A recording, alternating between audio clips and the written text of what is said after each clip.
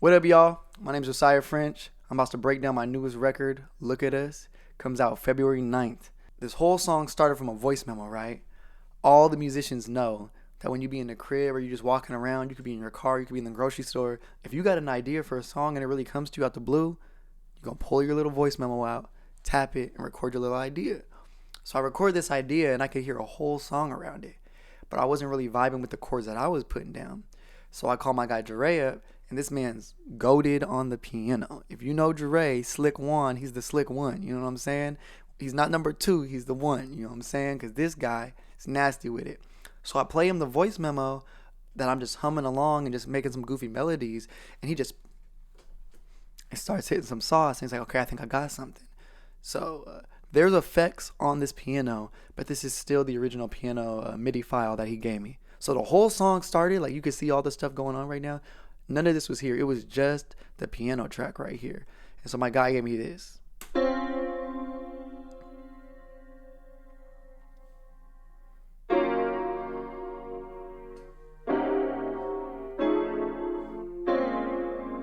Mm.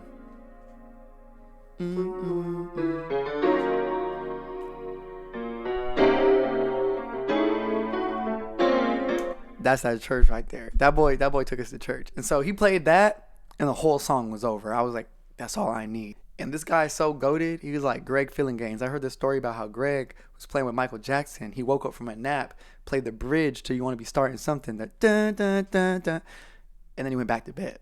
That's Jare. My guy woke up, played me some nastiness, went back to bed, then I produced the whole record around it. Once he played me the keys, I started putting these drums together. So you can see what I did with the drums right here.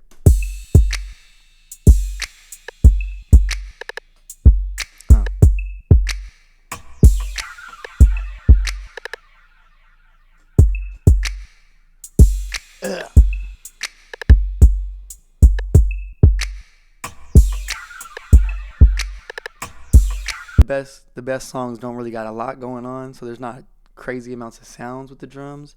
But what I did do was I have my snaps on the 2 and the 4 for the first half, and then I switched in half for here on the 3, right?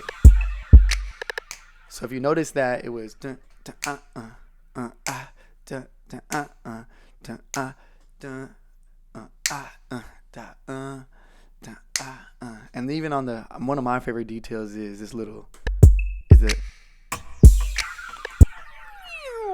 shit right here. I don't know why I love that so much. That right there warms my heart. You hear it? And if you want to see kind of how I did that, so I took the same exact rim shot that you have pretty much raw right below it. I got them stacked on top of each other, but I got an EQ on it. Then I got dotted eighth note delay, play with the effects. I love the number 3. You're going to see 33s and 37s all over my session because 3 and 7 are my 2 favorite numbers. And so when I'm mixing and doing post effects or doing all sorts of stuff like that, if you look over here at the dry wet, it's 33. Just this is my favorite number. So to get that like laser type of sound, I did this right here. This is what I did. So you got the rim, right? I cut the lows out. Then I put this delay on it. It's not a laser yet, but the stereo flyby is kind of how you start getting that. You see what I'm saying? And that thing's, the dry wet's maxed on that. But I kept it pretty raw from when I pulled in the audio effects. So then I stacked it. Ooh, see a little difference? And then you throw it with the reverb. And that's just those are those little producer details that motherfuckers be knowing about but not knowing about. You might not realize all that time that went into just that one sound to get that one sound to sound like that because it's in the background. I was going on a tangent and getting up in the weeds, but hopefully y'all enjoyed that. So the drums were the first thing that I did after the piano. So this song started from a voice memo. Then my guy gave me the piano part to the voice memo. Then I was like, okay, I can't write nothing to this yet. So I added the drums to his piano. You see what I'm saying? So if I mute a lot of bullshit, like say I mute everything for a sec, it's pretty much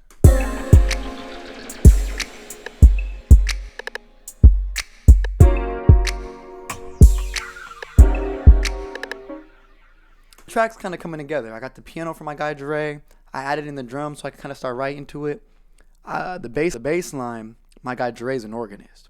And you know, organists, good as hell when it comes to bass. So I didn't even have to really add a bass line. I separated the MIDI file, cut all the chords out of it, and dragged it into its own bass sound that I kind of dug right here. And that was just the bass line. You see what I'm saying?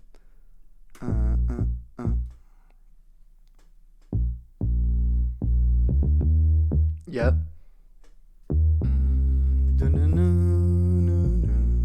Because my guy's nasty. So y'all are seeing how the tracks kind of coming together. We got the piano from my guy Jare. I separated the MIDI file so I could get the bass, still from the original piano that I got from him, right? So the whole thing started from just that one piano. And then I separated, got that and that. So then we started sectioning the song out. So you got, I know it might be hard to see what's going on a little bit. It makes sense to me. It might not make sense to y'all. So let me zoom out.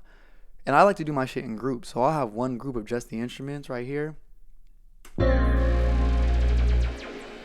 And I'll have that, so then I can solo it, turn it up and down, do what I gotta do with it, just the instruments, right? And same thing for the drums.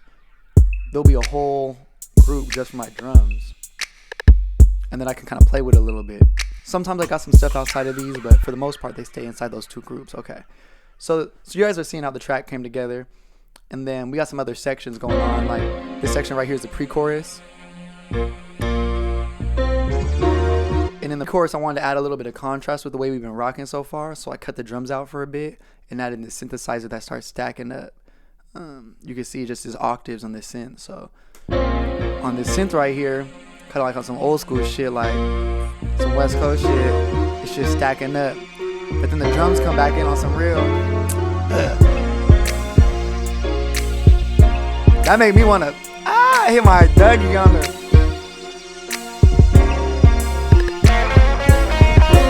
Then we go to halftime. Hold on. I didn't even tell y'all about the chorus yet. So you seen how we got the first verse. I ain't really explained too much on this pre-chorus, but it's pretty self-explanatory. All the pre-chorus really is the piano part my guy was playing. I added in the synthesizer, dropped the drums, and then brought them in with a little bit of spice. You know what I'm saying? So because I'm from the West Coast, so the way my drums be hitting, kind of gotta have that. You gotta be able to groove to it. You gotta be able to hit a little two-step to that. So that's how the drums came back in, right? It came in, they come in right here from the no drums, right?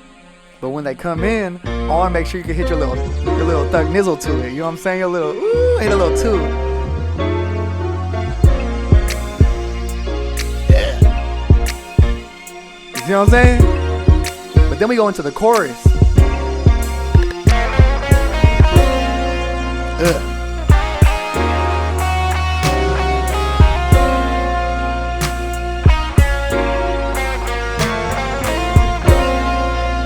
Okay, so the chorus is halftime. To my non-musician folks out there, if you don't know what that means, it means we cut everything in half. It's twice as slow. It went from to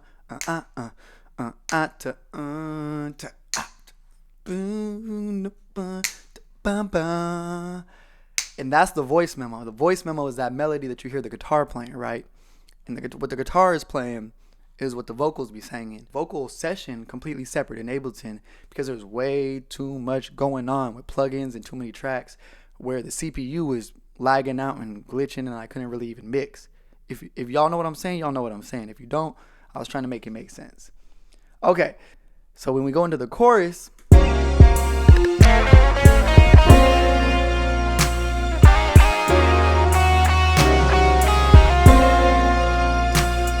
right here. Okay, so what's going on in the chorus is we hit the halftime with it, so the drums is a little different. I'm gonna let the drums rock. Yeah, that's that. That's that body roll that make you wanna move your hips, rhyme with me, wind with me. You know what I'm saying? And then the instruments. The drama. You know what I'm saying?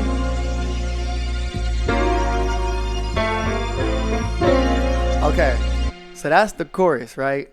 And then honestly, out of that, most of the song is just loops. So the verse section, hold on, let me show y'all. The verse, This is the same as the verse before. There's not really much differences. Actually, I don't think there's no difference except the chop out. If you notice in this first verse, I chopped out right here for the vocals. It goes, you know what I'm saying? But over here, we don't chop that out in the verse. We just keep it solid. So y'all seen kind of how the track was coming together. We got the first thing we did was we got the piano, right? We got the piano from the voice memo. So my guy heard the voice memo, played the piano. Then the first thing I did was add the drums in. After I added the drums in, I started sectioning the song out into different parts. And once we got the different parts, I knew that the chorus needed something different. So we hit the chorus with the halftime.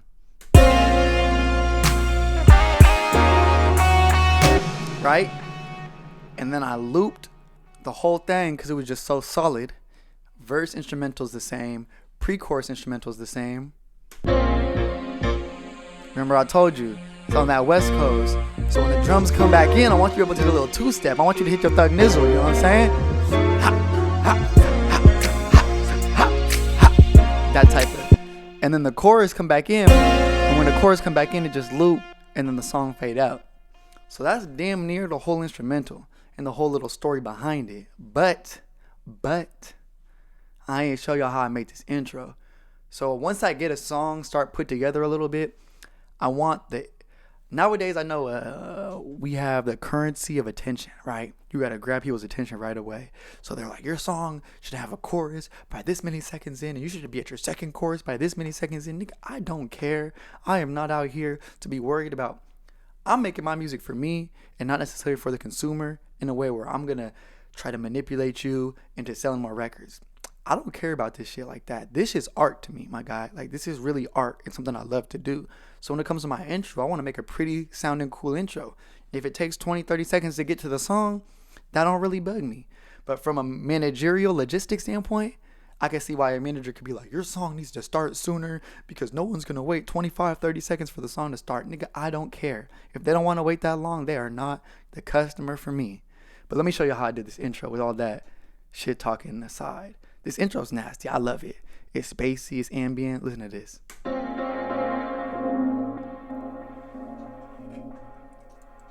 Good Kirkland brand.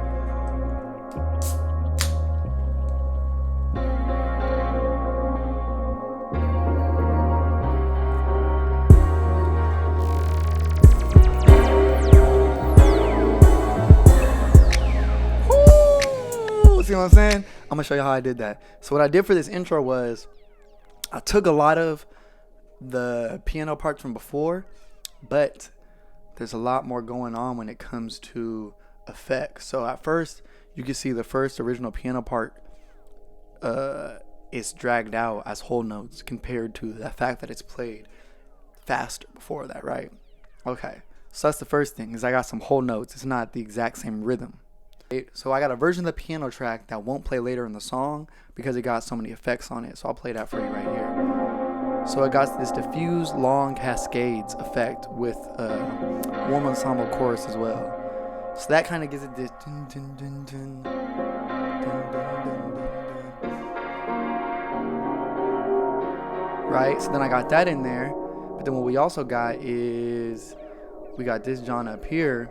And you can see it's automated. This is the Bright Tines, but it's the Bright Tine sound, but it got all sorts of shit on it. It got a delay spray, a blue room effect, slow filter. Look at all the effects on this one sound right here. We're gonna show you this sound right here. So this is this sound. It fades in, right? You can see all this. Look at it.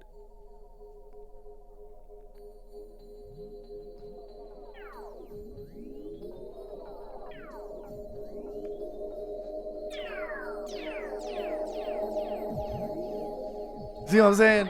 Like, that's a lot going on this one sound. It might sound goofy. Like, you might be like, what's this nigga doing? Is he bugging out? Why did he do all of that for that? It's all the little things that make the big picture. You smell me? So look at all the plugins I got just on this one sound to get it so spacey.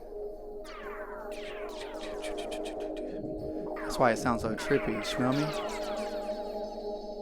So yeah, so you got that, and then I also got this riser in here, real tucked away. The little things. It's all the little things. I'm telling you. You know what I'm saying? Then I got that over here too. Ooh, that's nasty. But then we ain't done, my nigga. We got this motherfucking dub filter. Come on, with the, so it got the shimmery, I don't even know if this is a chorus, an effect, reverb. I don't even know. We got this. And then you got this right here. Wow, what's this? I don't even know what this is. Oh, you hear that? It's like a laser. Yeah, see, there was so many effects and little sounds at the beginning that I forgot about, and they all add up into one big sound that I forgot even what all of these even were. So, you know, that was a lot going on in this intro. I'm probably gonna have to speed that up, the explanation of it, because there's just a lot of little stuff. But let me run that intro back for you.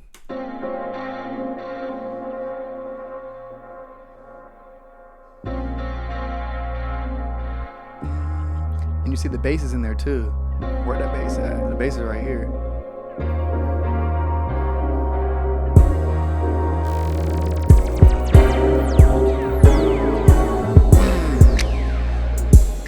See what I'm saying?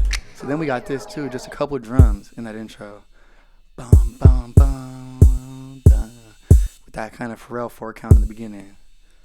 Walk up, Pharrell 4 count. And the whole song starts. So that's damn near the whole instrumental, you know what I'm saying? You could tell I put a lot of love in that intro because there's a lot of weird stuff going on. And what I did for the outro was, let me see if y'all could guess real quick. Let me play it for you and see if you can guess what I did with it.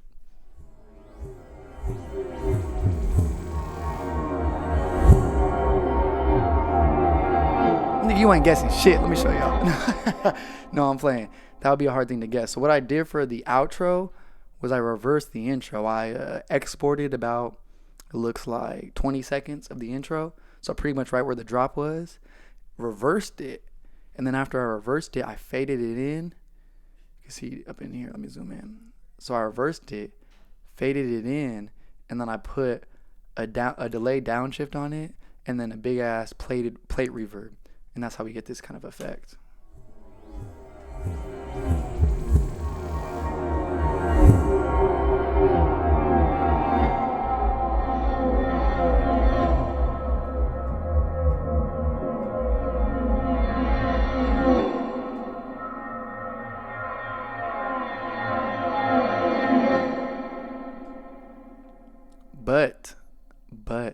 But, not in this version. In the vocal session, I added one more reverb to it, so it stretched out a little bit longer, and then it also could hit 3 minutes and 33 seconds, because I told y'all I rock with the threes.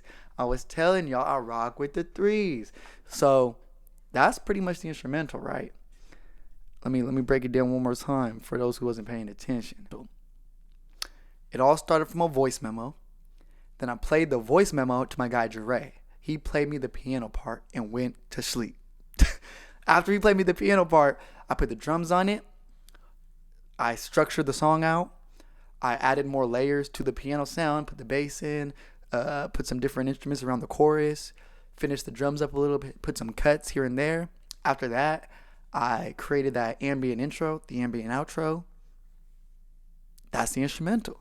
Then I started writing the song around it, and I'll show you that vocal track, and I'll show you what I did to get the song. So the vocals were on their whole other tip. That's 35 tracks, guys, of just vocals. And granted, I sectioned them out to, what am I trying to say? Words are hard. Sometimes I can't be talking. I be talking too much. I don't even know what I'm talking about. You know what I'm saying? Talking so much, but saying a whole bunch of nothing. You know what I'm saying? Okay. So in the vocals, I had that instrumental for my guy, and then I started writing this song. When I wrote this song, I wasn't really sure what I was going to talk about. But then I realized, I'm like, this needs to be just something honest. It needs to be something with some real emotion to it. So I kind of thought back to some situations that I've been in a certain relationship where I just want to express that through the song. And essentially it's a song about you're ending your time with this person. This was your partner for a while. You thought this was going to be your person, right? But you could see, because of the circumstances and the events that played out, that y'all ain't finna work. or the thing about a mature person who's been through enough relationships is no relationships are a waste of time, right? You ain't wasting no time in no relationship that you end. Like, I know everyone wants to politic afterwards and be like, you was wasting my time, and why was I even with you for all these years if we was just gonna break up? Well, the thing about it is that person was getting you ready for the person you was supposed to be with. So just because you and this person didn't work out, if you're mature enough to take the growing and the lessons from that person, you should be able to take that to your next relationship. And maybe the person you're supposed to be with, you're mentally and emotionally ready for them because you've gone through the hardships with these other people. So that's kind of what the song was about, you know what I'm saying? Kind of about these people struggling in a relationship. We don't even talk the same. It's been a minute since we felt this way, but we both must face it. Talk so bitter, girl, I know you taste it. Okay, y'all hear that? Y'all hear that? So we kind of doing that little thing. I'm going to put the beat back in too so you hear it. We don't even talk the same. It's been a minute since we felt this way, but we both must face it. Talk so bitter, girl, I know you taste it. So this section right here, the blue, I got it somewhat color coordinated, is the first verse. Not many layers, you know what I'm saying? I just kept it real buck, real raw. Just me. Ross. I don't know what I'm doing, nigga. So the first verse is just real casual. Not a lot of layers, just to the point, you know? But then in the pre-chorus, we start talking our motherfucking shit. In the pre-chorus, hold on. I'm gonna play just the vocals here.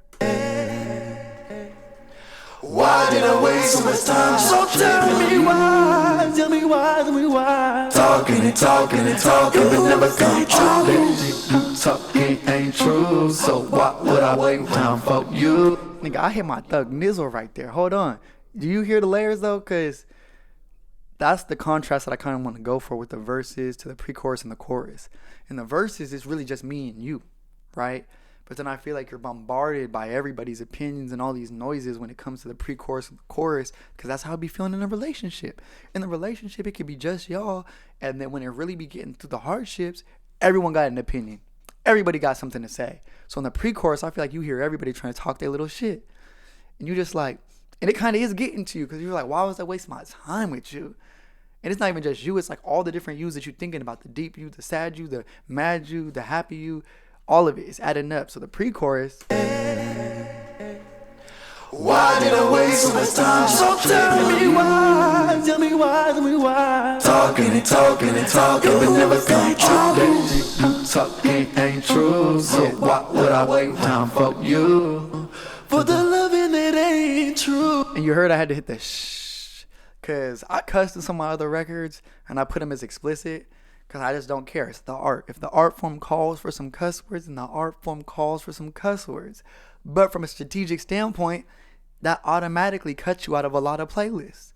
A lot of playlist opportunities, the first thing you need is a clean version. A lot of motherfuckers don't want to place you in no playlist if you's a vulgar ass motherfucker. Pardon my French. You smell me? And so the one cuss word I had was going to be shit. But I couldn't do it. So I went, shh. So you could still feel it, but then it wasn't cussing, right? So I cut the cuss word out and just replaced it with a shh right here. Listen to this. You know what I'm saying? So that's cool. Yeah, you could tell the pre-chorus is just a lot more stacked in general compared to the verse, where the verse is just a lot more raw. But then when we come down to the chorus, it's very similar. When you come down to the chorus, it's real similar. There's a lot going on when it comes to the vocals. Loving that ain't true. A love that I can't see. I cannot see or feel for you anymore. I can't feel it no more. I knew it in my core. So the approach that I was going for those is I really did want it to have a choral feel and be very thick and full when it came to the chorus, but I didn't really want to use my natural voice as much because I was enjoying the tone of the lower register. It almost reminded me of an organ, especially when you listen to these raw, like the way they stack on top of each other. It damn near sounds like an organ almost. You know what I'm saying? It don't even just sound like a chorus. It sounds like an instrument, right? The way the vocals are hitting. Loving that ain't true. A love that I can't see. I cannot see or feel for you anymore. I can't feel it no more. You know I had to talk my little. I talk my little shit on top with these ad-libs right here. I can't feel it no more. I knew it in my core. That's my favorite part. I knew it in my core. Yeah. So, and essentially what the chorus is talking about, love that I can't see or feel from you anymore. I knew it in my core at that first moment when we both knew it's the end. So essentially this is like the anti-love song. Maybe not even I shouldn't even go as far as to say an anti-love song, but this is a song who ain't really for people who's fallen in love. This is a song for people who's fallen out of love. You smell me? Like, we've been in love and I don't feel that no more. I can't even see it no more. And I knew it in my core that first moment when it was all the end, because it was over. Like, there was no more relationship. This shit was done. It's OV. OV like Ginobili, you smell me? It's done with. So yeah, the chorus is pretty much trying to really signify that the love is gone. So y'all are kind of getting it. We got the verse, pre-chorus, and chorus. Like I said, the chorus really establishes that people were in love and they fell out of love. Then we get into the second verse right here. I love that all like the stars, like the moon, girl, you shine in the dark. But if I'm the earth, that's why we'll remain apart. So I gotta highlight that lyric. I said, what did I say? I love that. I said our love felt old like the stars. Because if you know about stars, nigga, looking at stars is like looking back in time. The light it takes for a star to get to Earth sometimes be several million light years. That means at the speed of light, that light took 7 million years to get here. Because what you're looking at through a telescope with your naked eye or whatever, that star could be dead. That star could be gone. That star might not even exist no more. So when you're looking at stars, you're looking at old things. You're looking back in time. You smell me? So I said our love's old like the stars, like the moon, girl, you shine in the dark. But if I'm your earth, that's why we'll remain apart. Nigga, what? I'm telling y'all, the pen game is pen gaming. Because the point of the song is, you might not be the person for me. That's why we're going to have to be separate. But I thought you was my person. So then the next line was, a love that helped you find some love. Someone that helped you find someone. If you have the emotional maturity, because if you have the emotional maturity to take the lessons you learned from your last relationship and bring them into your next, you could finally find the person, the love of your life, and not be ready for him. Because you was in all these other relationships and you ain't learned nothing. So I said a love that helped you find some love, someone that helped you find someone. You should be thankful for every bad relationship you've been in because they're preparing you for the love of your life. You know what I'm saying? So that's kind of what that's about. So I just had to highlight the pen game in the second verse because I love that all like the stars, like the moon, girl, you shine in the dark. But if I'm the earth, that's why we'll remain apart. A love that helps you find some love. Someone that helps you find someone. I thought it was us, but I'm not the one.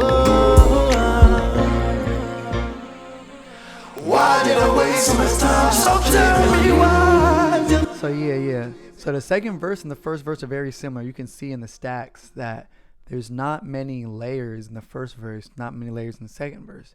But once we hit our pre-choruses right here and right here, those are the pre-choruses. A lot of layers coming in, you know what I'm saying? Why did I waste so much time? So tell me why. Tell me why. Talking, we never come true. So yeah. So the song's pretty simple as far as structure. Just verse, pre-chorus, chorus, verse, pre-chorus, chorus, outro. Not that complicated of a song, but it's to the point. And it's trying to tell the message that I'm trying to tell. I'm trying to convey the things that I'm trying to convey with it. So in these last choruses, you can see. The love that I can see. I cannot see or feel for you. The only difference you can see from these last choruses to the first chorus is that they accentuate this part of the song right here. That I knew it in my core. So you'll hear this right here. I can't feel no more. I knew it in my core. That's what's going on over here, right? Also, if you's a audio engineer and you don't like the way my shit be looking, nigga, fuck you. I don't care about. Some people be like, I see motherfuckers like drag everything over and they'll Command J it, consolidate it all into one thing so there's no chops. Nigga, you can do that. I ain't doing that. I like my shit to be however I like my shit. We all have our sessions looking. So if y'all think this looks messy and you don't like the way it looks, well, guess what? It's not your session. This is my session. This is how my brain makes sense. And then also, I must have been talking too much or something, because QuickTime keep cutting me off. It just keeps going and stopping and going and stopping. I was doing it for 35 minutes, and then out the blue, he's like, nah, nigga, you can't do this no more. I think I was talking too much. Be the whole problem. Shout out to my guy Jare who helped me get it here. Shout out to you for watching the video. If you were curious about how I do this, like I said, I produce it all, perform it all, mix and master it all from my own bedroom. It's just me really doing this. The way I did it is I had the instrumental session, exported the instrumental into my vocal session. You can see this is the vocal session with all the layers. And then I export this out to a separate session, do a little bit of mastering over there. Nothing too crazy. But if you're curious about the song, it comes out February 9th. It's called Look at Us. It's on all streaming platforms. Get the pre-save link now. If the song's already out, go save it. Come rock with the boy. I appreciate everyone for tuning in. Peace.